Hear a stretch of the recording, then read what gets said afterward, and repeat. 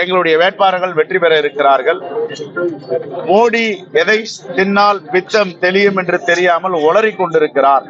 கச்சத்தீவை பற்றி பேசுகிறார். அவருடைய வெளியுறவுத்துறை அமைச்சர் ஜெய்சங்கரை வைத்து கச்சத்தீவுக்காக இன்று பத்திரிகையாளர் சந்திப்பை நடத்தியிருக்கிறார். இதையெல்லாம் உண்மையாக கண்டிக்கத்தக்கது. தமிழ்நாடு வரும்போதெல்லாம் 100 முறைக்கு மேல் மோடி கச்சத்தீவை பற்றி பேசியிருக்கிறாரு. எதற்காக கச்சத்தீவை அவர் மீட்டெடுக்க முடியவில்லை? நான் வெற்றி பெற்றால் இந்த தேசமே திரும்பி பார்க்கும் என்று சொன்னார். ஆனால் அவரை இப்போது தேசத்தில் உள்ளவர்கள் யாரும் திரும்பி பார்ப்பதில்லை. இந்தியா கூட்டணியை பார்த்து கொண்டிருக்கிறார்கள்.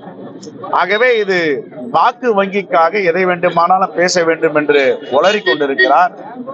1974ஆம் ஆண்டு அன்னை இந்திரா காந்தி பிரதமராக இருந்த பொழுது, முத்தமிழறிஞர் கலைஞர் தமிழ்நாட்டின் முதலமைச்சராக இருக்கும் பொழுது இந்த கச்சத்தீவு இடம் பரிமாற்றம் செய்யப்பட்டது. அந்த பரிமாற்றத்தில் கச்சத்தீவு 1.9 சதுர கிலோமீட்டர், பல 100 சதுர கிலோமீட்டர் இந்தியாவுடைய கடல் எல்லையை விஸ்தரிப்பு செய்திருக்கிறார் அன்னை இந்திரா காந்தி அவர்கள். அந்த கடல் எல்லையிலே தான் விலை மதிக்க முடியாத அபூர்வ வகை மினரல்ஸ், தாது பொருட்கள், இந்தியாவின் செல்வங்கள் அங்கு இருக்கின்றன. இதையெல்லாம் மோடிக்கு புரிவதற்கு வாய்ப்பில்லை.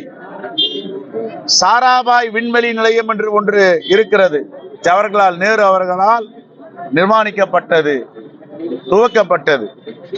விண்வெளி ஆய்வறிஞர்கள், ஆராய்ச்சியாளர்கள், விஞ்ஞானிகள் அனைவரும் சேர்ந்து இந்திய எல்லைக்கு எந்த கடற்பரப்பு தேவை என்பதை முடிவு செய்து அன்று அன்னை இந்திரா காந்தி மேற்கொண்ட முடிவு அது. அது மட்டுமல்ல, 6 லட்சம் தமிழர்களுக்கு மறுவாழ்வு கொடுத்தவர், அங்கீகாரம் ஏற்படுத்தி கொடுத்தவர். 1974ஆம் ஆண்டு பாகிஸ்தான் மீது படையெடுத்து பாகிஸ்தானை பிரித்து பங்களாதேஷ் என்ற நாடை உருவாக்கியவர் அன்னை இந்திரா காந்தி அவர்கள். இந்த வரலாறை எல்லாம் தெரிந்து கொள்ளாமல் உளறி கொண்டிருக்கிறார்கள் பாஜக தலைவர்கள். இந்த உலகத்தை திரும்பி பார்க்க வைத்தவர், இந்தியாவுடைய எதிர்காலம் எப்படி இருக்க வேண்டும் என்று ஒரு அடியாக அளந்து எடுத்து வைத்தவர்.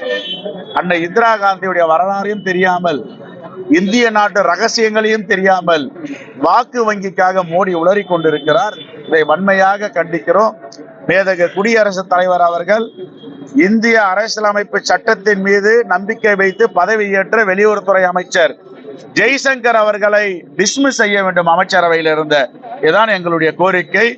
திருப்பெரும்புதூர் பிரகடனத்தை நாங்கள் இன்று அறிவித்திருக்கிறோம். 40 தொகுதிகளிலும் பாசிச ஆட்சியை அகற்றுவதற்காக மிகப்பெரிய அளவில் வெற்றி பெற இருக்கிறோம். இதுதான் திருப்பெரும்புதூர் பிரகடனம். பாதகம் செய்பவரை கண்டால் நாம் பயங்கொள்ளலாகாது பாப்பா.